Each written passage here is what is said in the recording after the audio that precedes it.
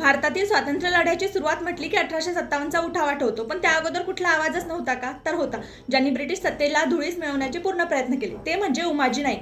जन्म 1791च्या सुमारास पुणे जिल्ह्यातील भिवंडी म्हणजेच पुरंदर परिसरात झाला. ते रामोशी समाजातून आले होते. हा समाज त्या काळात किल्ल्यांची रखवाली, गुप्त माहिती देणे आणि गनिमी कारवायांसाठी ओळखला जायचा.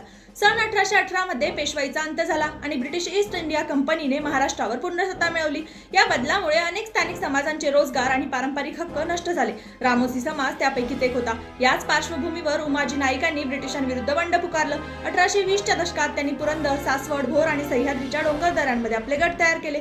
ते गनिमी काव्याच्या पद्धतीने लढत, अचानक हल्ले, सरकारी खजिन्यांवर धाड आणि ब्रिटिश प्रशासनाला त्रास देण्याच्या कारवाया करत. ब्रिटिशांच्या नोंदीमध्ये असा उल्लेख आठवतो की उमाजी नाईक आणि त्यांच्या साथीदारांनी अनेक वेळा सरकारी ताफ्यांवर हल्ले केले आणि खजिने लुटले.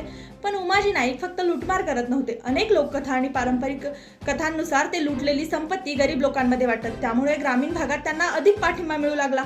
या लढ्यामुळे ब्रिटिश प्रशासन खूपच अस्वस्थ झालं. त्यांनी स्वतःला राजेही घोषित करून घेतलं. मग ब्रिटिश सत्तेला उघड आव्हानच दिलं. ब्रिटिशांनी त्यांना पकडण्यासाठी मोठे मोठे सैनिकी मोर्चे काढले. पण सह्याद्रीच्या डोंगर दऱ्यांमध्ये गनिमी काव्याच्या पद्धतीने लढणाऱ्या उमाजी नाईकांना पकडणं सोपी गोष्ट नव्हती.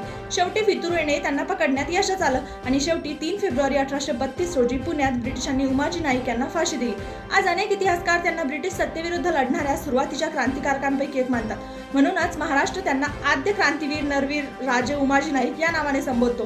कारण इतिहास आपल्याला एक गोष्ट आठवण करून देतो. स्वातंत्र्याची लढाई अचानक सुरू झाली नव्हती. ती अशा अनेक विस्मृतीत गेलेल्या योद्ध्यांच्या बंडातून पेटत गेली होती आणि त्यातीलच एक नाव म्हणजे उमाजी नाईक. आणि आपण त्यांना विस्मृतीत जाऊ देता कामा नये. म्हणूनच त्यांची आठवण करणं खूप गरजेची गोष्ट आहे. चॅनलवर नवीन असाल तर सबस्क्राईब करा आणि हो, अशाच नवनवीन माहितीसाठी इथे थांबायला विसरू नका.